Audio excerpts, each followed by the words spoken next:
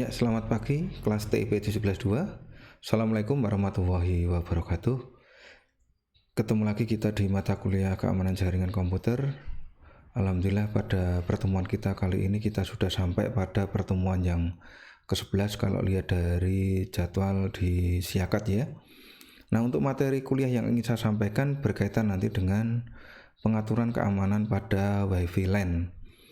Mengapa ini perlu kita sampaikan? Karena saat ini tren yang kita lihat banyak yang menggunakan WiFi LAN ya, WiFi ya terutama khususnya kalau kita sering menyebutnya seperti itu, sehingga kalau nanti ke depan kita ingin mengadakan atau ingin membuat jaringan menggunakan WiFi, hal-hal apa saja yang nantinya kita ingin harusnya kita siapkan terlebih dahulu untuk kemudian nanti kita jaga keamanannya, jangan sampai kemudian jaringan kita itu nanti akan bermasalah. Lah, untuk bahan sudah saya siapkan di classroom seperti biasa ya. Jadi silakan nanti bisa dilihat di classroomnya masing-masing. Di sana sudah ada materi ini. Jadi nanti tinggal kamu baca lewat online ataupun offline ya. Kalau memang mau di-download silakan, sudah saya siapkan ada di sana. Jadi sekali lagi, materi ini kita bicara masalah keamanan pada jaringan yang menggunakan teknologi wireless atau nirkabel atau menggunakan gelombang radio. Apa-apa yang nantinya harus kita perhatikan, apa-apa yang nantinya harus kita jaga keamanannya, nanti akan kita lihat di materi yang ingin saya sampaikan pada kesempatan pagi hari ini. Oke, kita langsung saja lihat materinya.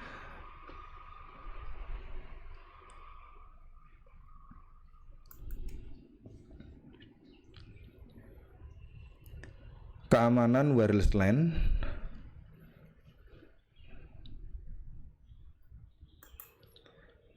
Sejarah WiFi terlebih dahulu.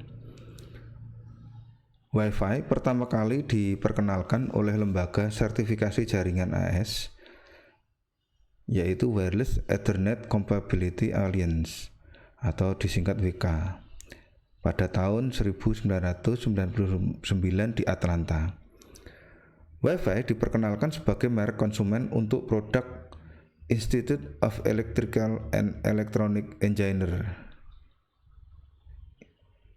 IEEE 802.11. Sebuah teknologi yang memanfaatkan peralatan elektronik untuk bertukar data secara nirkabel menggunakan gelombang radio melalui sebuah jaringan komputer, termasuk koneksi internet berkecepatan tinggi.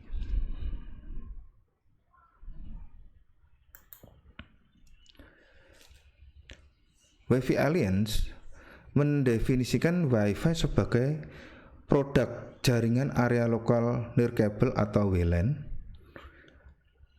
apapun yang didasarkan pada standar Institute of Electrical and Electronic Engineer IEEE 802.11. Meski begitu, karena kebanyakan WLAN zaman sekarang didasarkan pada standar tersebut, istilah WiFi dipakai dalam bahasa Inggris umum sebagai sinonim dari WLAN.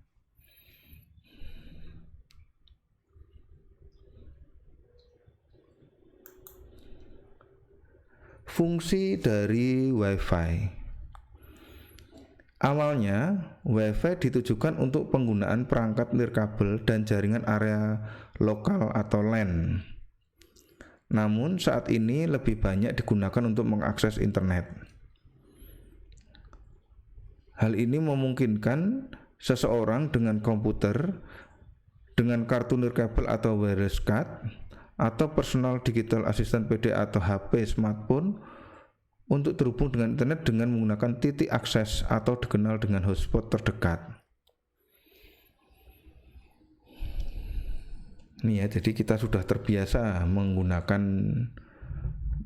WiFi ini dalam lingkungan kita masing-masing yang khususnya sudah melengkapi jaringannya menggunakan wireless. Sudah tidak asing lagi sekarang ini. Nah, standar dari perangkat Wi-Fi 802.11 masuk dalam kategori standar indoor yang terdiri dari 802.11 yang pertama kali ya, itu dengan kekuatannya 2,4 GHz dengan sinyal 2,4 GHz maksudnya ya, kecepatannya itu sampai 2 Mbps. Selanjutnya muncul yang berikutnya, ada yang A ya, di belakangnya ditambahi ada A, menggunakan frekuensi 5 GHz dengan kekuatan ya sampai 54 Mbps. Selanjutnya muncul lagi yang A, tapi ini sudah menggunakan sinyal frekuensinya 2 kali 5 GHz. Dengan begitu kekuatannya juga menjadi 2, ada 108 Mbps. Kemudian muncul lagi standar yang B, menggunakan frekuensi 2,4 GHz dengan kecepatan 11 Mbps. Dikembangkan lagi menjadi yang standar G, menggunakan frekuensi 2,4 GHz tetapi kekuatannya sudah sampai 54 Mbps. Kemudian yang terbaru sekarang sudah ada lagi yang standar N, masih menggunakan frekuensi 2,4 GHz tetapi kecepatan bertambah lagi menjadi 120 Mbps. Ini masih jarang-jarang yang menggunakan, ya ada, sudah ada tetapi jarang digunakan ya, kebanyakan kalau tidak BG ya. Kemudian ada lagi standar perangkat WiFi yang baru lagi yang untuk outdoor, menggunakan Wi-Fi 802.16. Kalau tadi 11, ini 16. Yang kita sebut sering salah satunya bernama WiMAX atau singkatan dari World Interoperability for Microwave Access, yang saat ini sedang marak penggunaannya di Indonesia. Ya. Jadi perbandingan ya dari kecepatan atau kekuatannya ya, itu jelas berbeda. Karena fungsinya juga jelas berbeda, yang satu ada di indoor, yang satu ada di outdoor. Otomatis kalau yang outdoor membutuhkan kekuatan yang sangat besar sekali, mencapai sampai di atas 10 GB per second.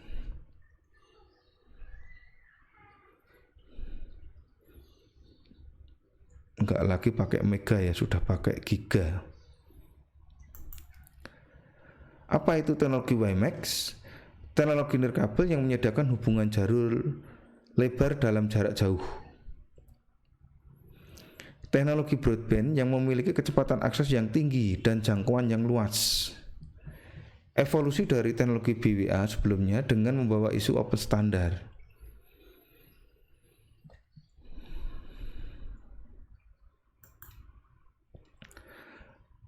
Dalam arti komunikasi, perangkat WiMAX di antara beberapa vendor yang berbeda tetap dapat dilakukan atau tidak proprietary. Jadi standarnya sama semua untuk perangkat-perangkat yang nanti akan digunakan. Kecepatan data yang besar sampai 7 Mbps, 70 maaf ya. WiMAX layak diaplikasikan untuk last mile, broadband connection, backhaul, dan high speed enterprise. Jadi ini bisa dipakai antar kota ya, dan tidak membutuhkan banyak antena ini biasanya, karena kekuatan atau kecepatannya itu sangat luar biasa, kekuatannya besar sekali. Nah, ini sudah pernah diaplikasikan ya dulu ketika ada tsunami itu ya di Aceh ya, untuk trial uji coba di sana. Infrastruktur untuk jaringan semua mati semua ya, rusak. Kemudian dicobalah ada WiMAX ini dan ternyata berhasil. Itu baru trial. Nah, sekarang sudah mulai banyak diaplikasikan ya, di Indonesia juga sudah mulai banyak yang menggunakan. Kelebihan dari jaringan WiFi sekarang, pertama, kemudahan akses tanpa kabel, praktis dan efisien. Dapat digunakan selama 24 jam sehari, 7 hari seminggu, tanpa pulsa telepon. Koneksi internet ke backbone internasional dan koneksi ke Indonesia Internet Exchange. Jadi nggak ada batasan. Selama di lingkungan itu ada jaringan WiFi-nya, kita bisa gunakan meskipun kita tidak menggunakan kabel, dan waktu tidak dibatasi.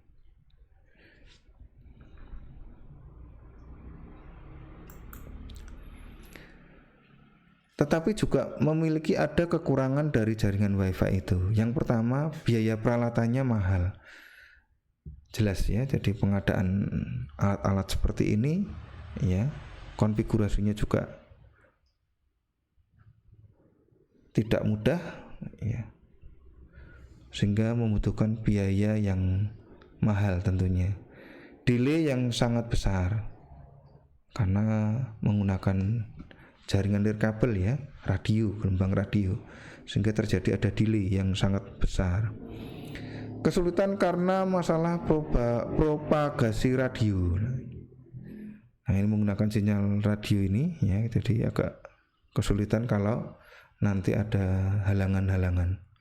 Mudah untuk terinterferensi, naik turun ini tegangannya ya. Kapasitas jaringan kecil karena keterbatasan spektrum, pita frekuensi yang tidak dapat diperlebar. Nah, karena pengembangan WiFi yang sering kita gunakan itu memang untuk indoor. Jadi ketika itu diaplikasikan untuk tempat yang luas dan memiliki ada banyak halangan,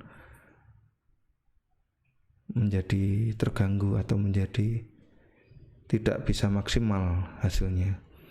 Keamanan atau kerahasiaan data kurang terjamin, karena kita tahu siapa yang menghubungi atau siapa yang terkoneksi dengan jaringan WiFi, kita tidak ada yang tahu siapa-siapa saja. Dan tujuan mereka terkoneksi di situ juga macam-macam. Ada yang bertujuan baik, ada yang bertujuan negatif juga ada. Kemudian macam dari perangkat WiFi yang umum ya, sering kita dengar. Pertama, ada access point, merupakan pusat dari klien atau node yang terhubung ke jaringan dengan menggunakan gelombang radio atau wireless. Untuk memiliki jaringan WiFi terlebih dahulu harus terpasang access point sebagai pusat akses jaringan tersebut. Nah, ini jadi ini pintunya atau awal mulanya kita nanti menggunakan atau mengadakan jaringan wireless atau WiFi. Berikutnya, perangkat WiFi yang lain ada wireless adapter atau untuk desktop. Perangkat ini yang digunakan untuk berkomunikasi secara wireless dengan access point menggunakan desktop. Nah, kurang lebihnya gambarnya seperti yang dilihat di situ. Jadi cukup menggunakan USB ya, kita bisa menangkap sinyal wireless ataupun sebaliknya, memancarkan sinar wireless supaya nanti terhubung dengan atau bisa berkomunikasi dengan access point. Wi-Fi PCI adapter dipasangkan pada slot PCI pada motherboard di dalam CPU. Perangkat ini adalah Wi-Fi internal adapter. Jadi komputer kita seandainya tidak memiliki fasilitas Wi-Fi bisa ditambahkan menggunakan PCI ini. Yang boardnya biasanya ada PCI, itu bisa ditambahkan pakai Wi-Fi PCI adapter. Jadi ini nanti masuknya ke dalam kategori Wi-Fi internal adapter. Kemudian ada lagi Wi-Fi USB adapter, merupakan eksternal adapter yang dihubungkan langsung melalui port USB. Jadi bisa memancarkan ya frekuensi atau gelombang menggunakan koneksi USB. PCMCA dan ISA-CAT. Jika kita sudah memiliki Wi-Fi, membeli perangkat baru untuk ISA, PCI, PCMCA converter. Jadi fungsinya mirip seperti PCI tadi, tetapi ini modelnya bentuk ya alatnya dan slotnya berbeda.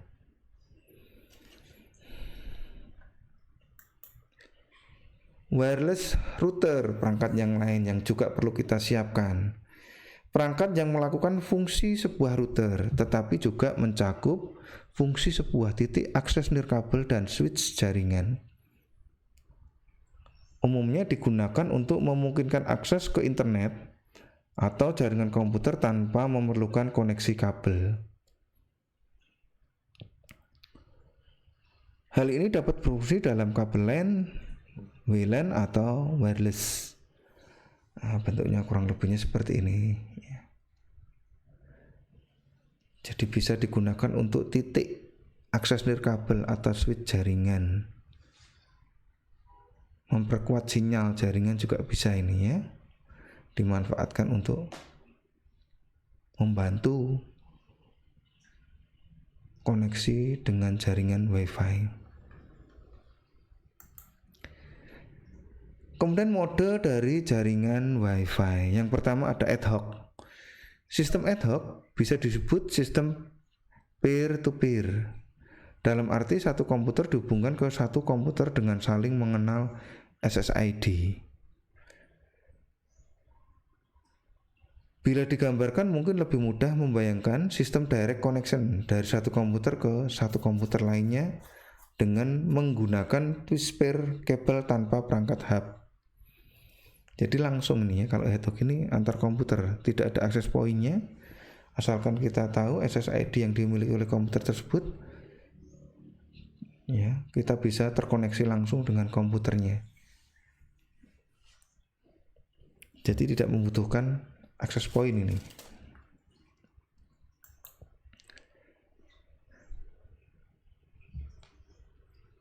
Jadi ad hoc ini terdapat dua komputer dengan perangkat Wi-Fi dapat langsung berhubungan tanpa alat yang disebut access point mode.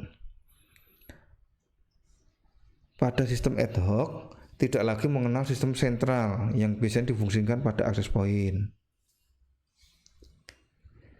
Sistem ad hoc hanya memerlukan satu buah komputer yang memiliki nama SSID atau sederhananya nama sebuah network pada sebuah card atau komputer. Ya minimal ada dua komputer ya. Boleh beberapa asalkan tahu SSID-nya bisa terhubung langsung dengan masing-masing komputer itu. Nah itu yang disebut ad hoc. Selanjutnya ada lagi mode jaringan yang namanya infrastructure. Sistem infrastruktur membutuhkan sebuah perangkat yaitu access point bila menggunakan jenis wireless network dengan perangkat PCI card.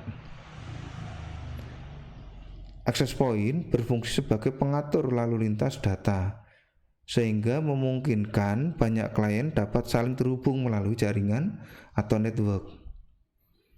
Nah ini yang sering diaplikasikan saat ini ya. kita menggunakan jaringan WiFi. Di situ kita menggunakan ada access point. Nah, itu yang kita sebut mode jaringan infrastructure. Keamanan jaringan WiFi. Sekarang ini banyak penyedia jasa wireless seperti hotspot komersil, ISP, warnet, kampus-kampus maupun perkantoran sudah mulai memanfaatkan wireless pada jaringannya masing-masing. Tetapi sangat sedikit yang memperhatikan keamanan komunikasi data pada jaringan wireless tersebut. Padahal kita ketahui jaringan wireless ini memiliki lebih banyak kelemahan dibandingkan dengan jaringan kabel. Nah, ini ya catatannya. Jaringan wireless memiliki lebih banyak kelemahan dibandingkan dengan jaringan kabel. Kelemahan dari jaringan WiFi ada dua hal yang perlu kita lihat. Yang pertama, kelemahan wireless pada lapisan fisik. Sedangkan yang kedua, kelemahan pada lapisan MAC atau data layer.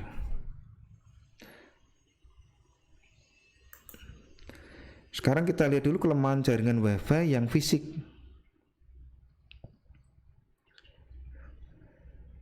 WiFi menggunakan gelombang radio atau frekuensi milik umum yang bersifat bebas, digunakan oleh semua kalangan dengan batasan-batasan tertentu. Setiap WiFi memiliki area jangkauan tertentu tergantung power dan antena yang digunakan. Jadi berbeda merek sudah berpengaruh ya ini ya. Sehingga tidak mudah melakukan pembatasan area yang ada aktivitasnya, antara lain interception atau penyadapan. Hal ini sangat mudah dilakukan dan sudah tidak asing lagi bagi para hacker. Berbagai tool dengan mudah diperoleh di internet. Berbagai teknik kriptografi dapat dibongkar oleh tool-tool tersebut. Nah, ini menjadi catatan. Ya, jaringan WiFi secara fisik kelemahannya bisa dilakukan yang namanya penyadapan. Yang berikutnya ada injection.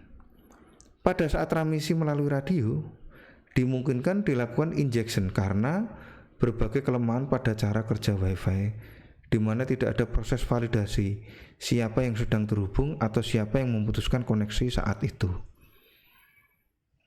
Nah, ini ya, ada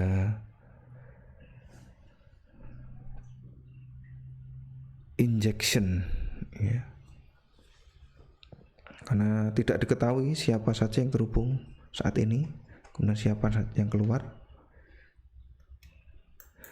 Selanjutnya ada jamming.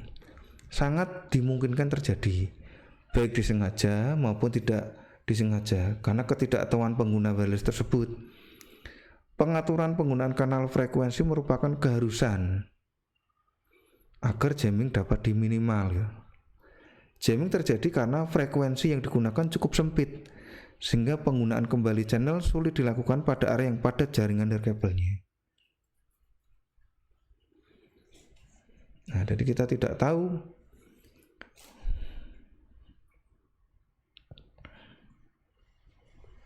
kanal itu sudah dipakai siapa saja, ada berapa banyak yang menggunakan, sehingga ketika kita sama-sama menggunakan, akibatnya kanal tersebut menjadi padat.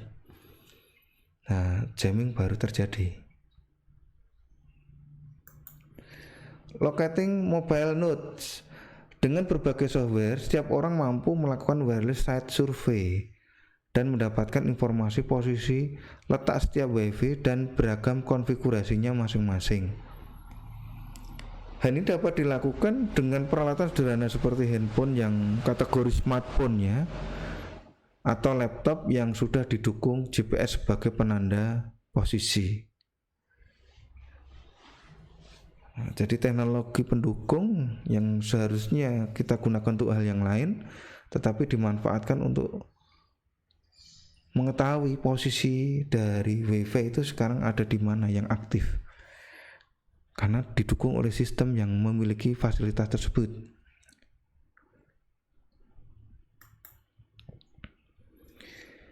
Tidak mudah melakukan pembatasan area yang aktivitas kontrolnya, misal ada lagi akses kontrol. Dalam membangun jaringan wireless perlu didesain agar dapat memisahkan node atau host yang dapat dipercaya dan host yang tidak dapat dipercaya, sehingga diperlukan akses kontrol yang baik. Jadi pengaturan kontrol akses kepada penggunanya khususnya ya, atau titik-titik di mana nanti bisa diakses oleh pengguna, apakah nanti mau jadikan node atau host.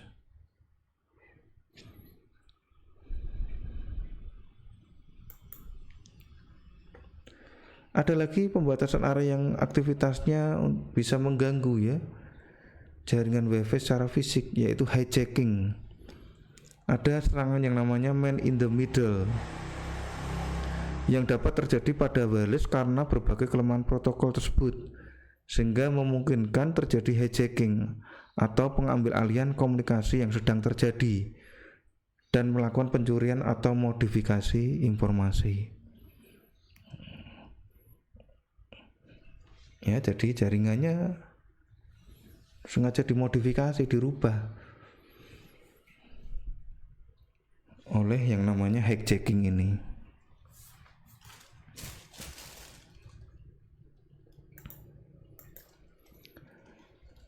Sedangkan kelemahan jaringan WiFi kalau menggunakan lapisan MAC data layer ya,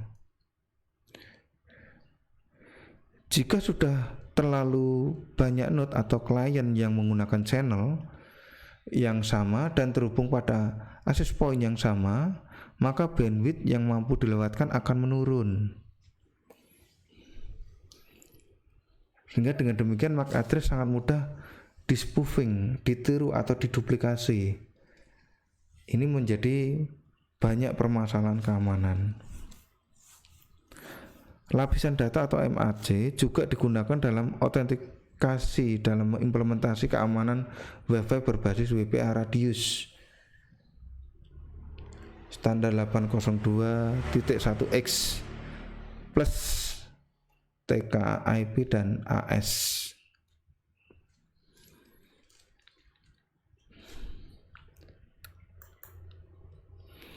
Solusi keamanan jaringan WiFi. Kita lihat dulu sebelum dapat solusinya, melihat dari kejadian-kejadian ya adanya gangguan-gangguan, itu dibagi menjadi dua kelemahannya dari keamanan itu. Yang pertama, kelemahan pada konfigurasi, dan yang kedua kelemahan pada jenis enkripsi yang digunakan. Terus solusinya bagaimana untuk keamanan jaringan WiFi ini? Bisa dengan cara menyembunyikan SSID. Jadi tidak usah dipublikasikan, tidak usah diberitahukan sengaja. Menggunakan virtual private network dan firewall. Menggunakan enkripsi bisa juga.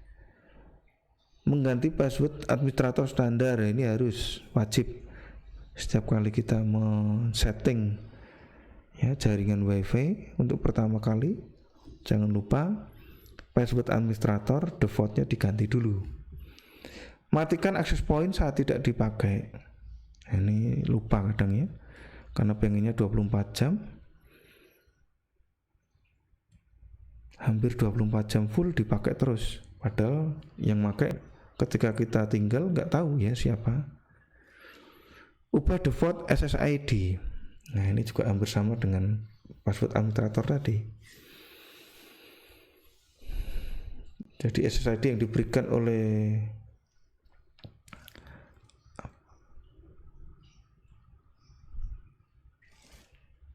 pembuat hardware-nya ya, hardware dari WiFi ya, biasanya ada default nama dari SSID lah, itu yang kita coba ubah aja.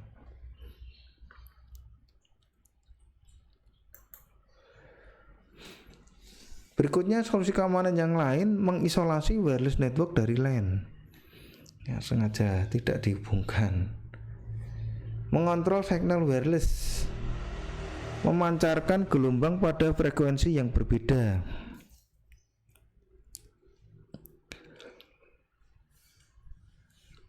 Ada lagi pakai WEP atau Wired Equivalent Privacy, atau pakai WPA, Wi-Fi Protect Access. Dan nanti ada lagi solusi yang lain, MAC filtering. Nah, kita lihat dulu yang WEP yang sering kita aplikasikan atau yang defaultnya langsung ada ya. Solusi keamanan WEP. WEP apa? Metode pengamanan jaringan nirkabel ya, dan merupakan standar keamanan dan enkripsi pertama yang digunakan pada wireless. Enkripsi WEP menggunakan kunci yang dimasukkan oleh administrator ke klien maupun access point. Kunci ini harus cocok dari yang diberikan access point ke klien dengan yang dimasukkan klien untuk autentik menuju access point. WEP ini mempunyai standar 802.11b.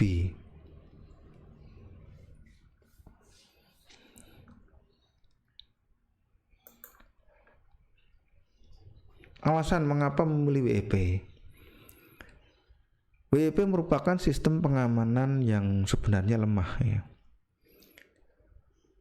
Mengapa dipilih? Karena memenuhi standar dari 802.11 ya, yaitu exportable atau dapat diekspor. Jadi konfigurasi sistem keamanannya dapat diekspor.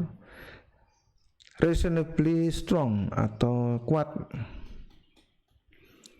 Self synchronizing, sinkronisasi mandiri. Computational efisien, efisien secara komputasi. Opsional atau ada beberapa pilihan-pilihannya nanti.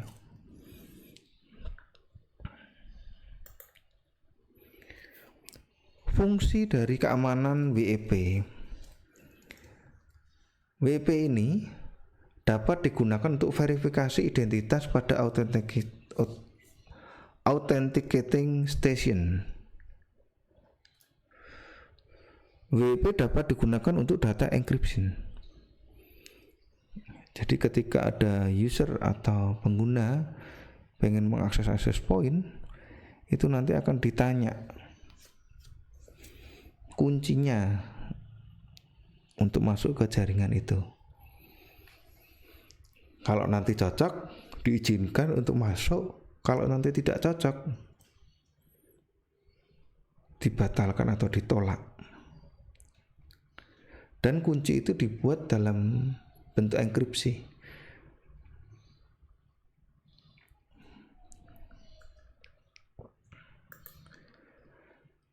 Sehingga dari situ ada kelebihan dari keamanan yang namanya WEP. Saat user hendak mengkoneksikan laptopnya, user tidak melakukan perubahan setting apapun. Semua serba otomatis. Dan saat pertama kali hendak browsing, user akan diminta untuk memasukkan username dan password. Hampir semua komponen wireless sudah mendukung protokol ini. Nah, ini sering kita dapatkan ya, ketika kita menggunakan wireless, ditanyakan dulu nama usernya dan passwordnya itu.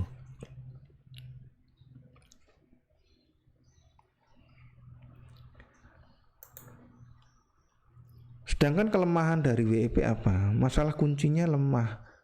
Algoritma RC4 yang digunakan dapat dipecahkan.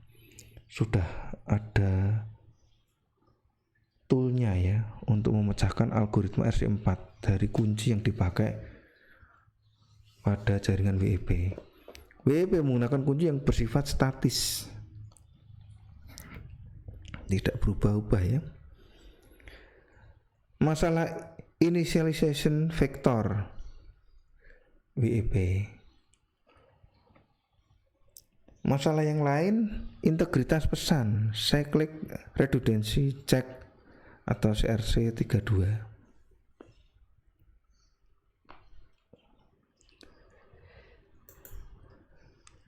Nah, sekarang kita coba yang WPA, solusi keamanan WPA. Satu solusi keamanan yang juga dapat diterapkan untuk pengamanan jaringan nirkabel. Metode pengamanan dengan WPA ini diciptakan untuk melengkapi dari sistem yang sebelumnya, yaitu WIP.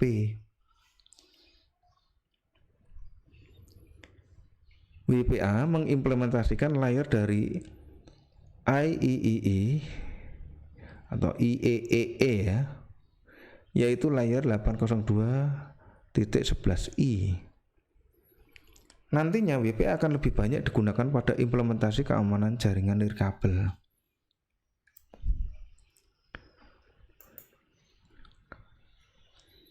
Teknik WPA didesain menggantikan metode keamanan WIP yang menggunakan kunci keamanan statik. Dengan menggunakan TKIP atau Temporal Key Integrity Protocol yang mampu berubah secara dinamis.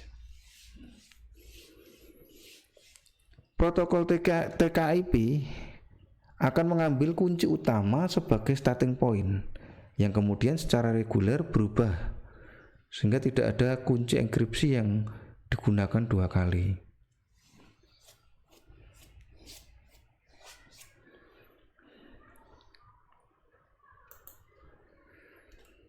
Nah, ini bentuk solusi keamanan pakai WPA. Ya, jadi klien ketika terhubung dengan wireless akan dicek terlebih dahulu penggunaan IP-nya ya, maupun password-nya. Jadi akan diacak terus menerus sehingga tidak bisa dipakai dua kali IP-nya.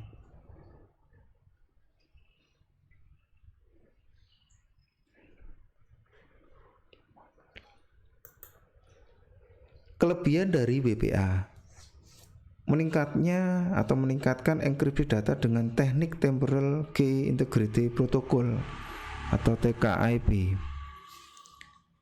Enkripsi yang digunakan masih sama dengan WIP, yaitu RC4, karena pada dasarnya WPA ini merupakan perbaikan dari WIP dan bukan satu level keamanan yang benar-benar baru.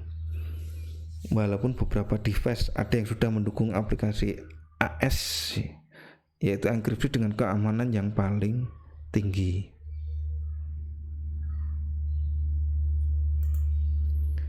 Kelemahan WPA, proses kalkulasi enkripsi atau deskripsi yang lebih lama dan data overhead yang lebih besar, sehingga transmisi data akan menjadi lebih lambat dibandingkan bila menggunakan protokol WIP. Belum semua wireless mendukung, biasanya butuh upgrade firmware, driver, atau bahkan menggunakan software.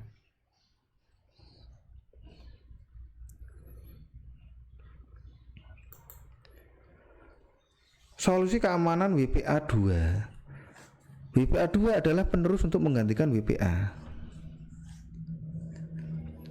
Salah satu perubahan paling signifikan antara WPA dan WPA 2 adalah penggunaan algoritma AS atau Advanced Encryption Standard dan CCMP atau Counter Cipher Mode with Block Chaining Message Authentication Code Protocol sebagai pengganti TKIP. Hal inilah yang membuat WPA 2 jadi protokol paling aman dibandingkan WPA dan WIP.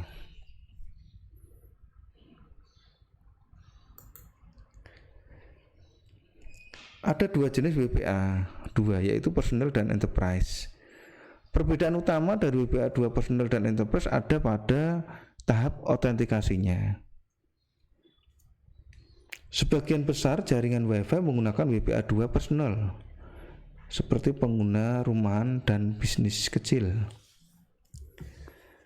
Pada mode personal, konsepnya sederhana dan menggunakan konfigurasi PSK atau preset key untuk autentikasi. Selain itu, WPA2 personal menggunakan satu kata sandi untuk semua penggunanya.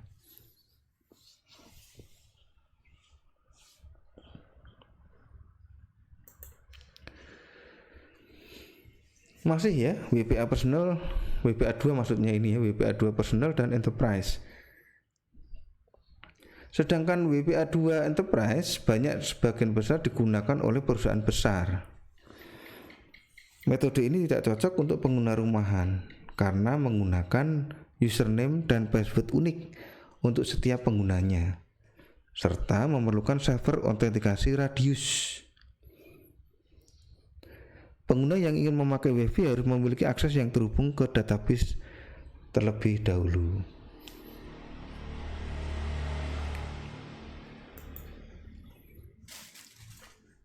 Solusi keamanan yang lain yaitu pada MAC filter.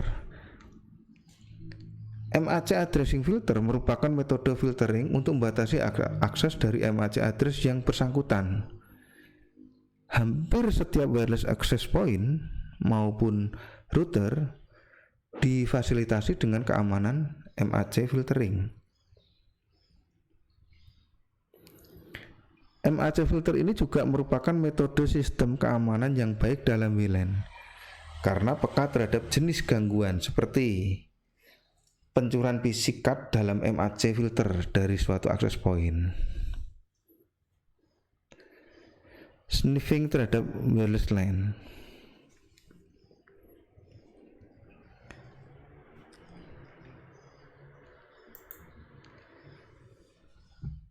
Jadi bagaimana solusi keamanan pakai MAC filter ini? Jadi semua address dari komputer yang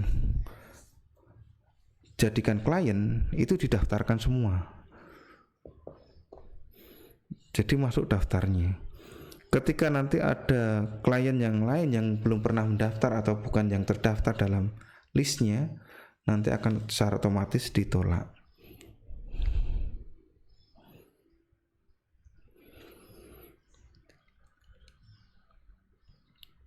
Alamatnya sudah dicatat ya yang bisa masuk ke jaringan atau tidak. Fungsinya berarti apa di sini MAC filter itu? Menyeleksi komputer mana yang boleh masuk ke dalam jaringan berdasarkan MAC address. Apabila tidak terdaftar, tidak akan bisa masuk ke jaringan. Ini ya jelas.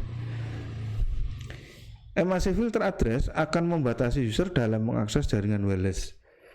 Alamat MAC dari perangkat komputer user akan didaftarkan terlebih dahulu agar bisa terkoneksi dengan jaringan wireless.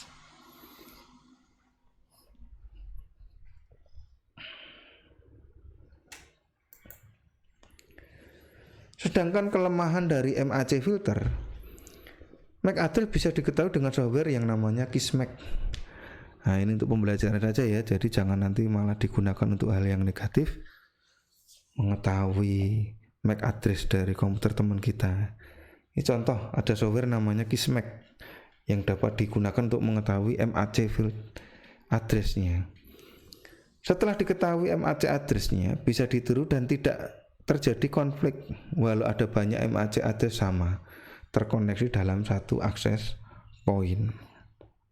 Ini kelemahannya dari MAC filter. Nah, kesimpulannya berarti bagaimana sekarang? Banyaknya wireless LAN yang aktif dengan konfigurasi default akan memudahkan para hacker dapat memanfaatkan jaringan tersebut secara ilegal. Nah, ini perlu diperhatikan ketika kita mengkonfigurasi jaringan wireless. Segala sesuatu pengaturan default itu dirubah. Ya, jangan dibiarkan. Yang penting bisa terhubung ke jaringan wireless. Tetapi yang default itu yang akan nanti jadi masalah itu. Perhatikan konfigurasi default dari setiap vendor. Perangkat wireless sebaiknya dirubah settingnya sehingga keamanan akses terhadap WiFi tersebut lebih baik. Keamanan jaringan wireless dapat ditingkatkan dengan cara tidak hanya menggunakan salah satu setting yang sudah dibahas di atas, tetapi dapat juga menggunakan kombinasi dari beberapa teknik sehingga keamanan lebih terjamin.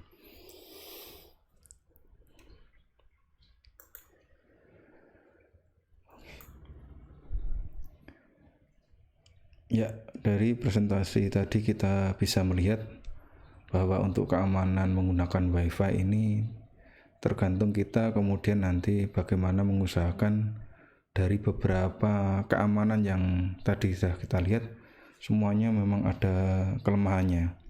Nah, khusus kelemahan yang sering dijumpai yaitu ketika kita menciptakan jaringan ini lupa pengaturan default pada masing-masing perangkat.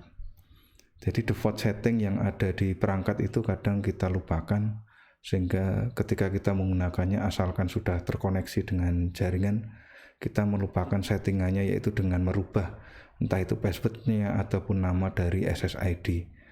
Nah, dari hal yang seperti itu yang sepele ya, sepertinya itu yang menjadikan pintu masuknya dari gangguan keamanan, terutama yang menggunakan jaringan WiFi. Oke. Kepada semua mahasiswa yang telah mengikuti perkuliahan ini dari pagi tadi sampai usai, terima kasih ya juga sudah ikut berkomentar. Semoga pertemuan kita pada pagi hari ini ada manfaatnya. Tetap semangat belajar, jaga kesehatan, jaga diri, keluarga, dan lingkungan. Semoga kita dapat bertemu kembali pada kesempatan yang lebih baik. Amin. Terima kasih. Saya tutup. Assalamualaikum warahmatullahi wabarakatuh.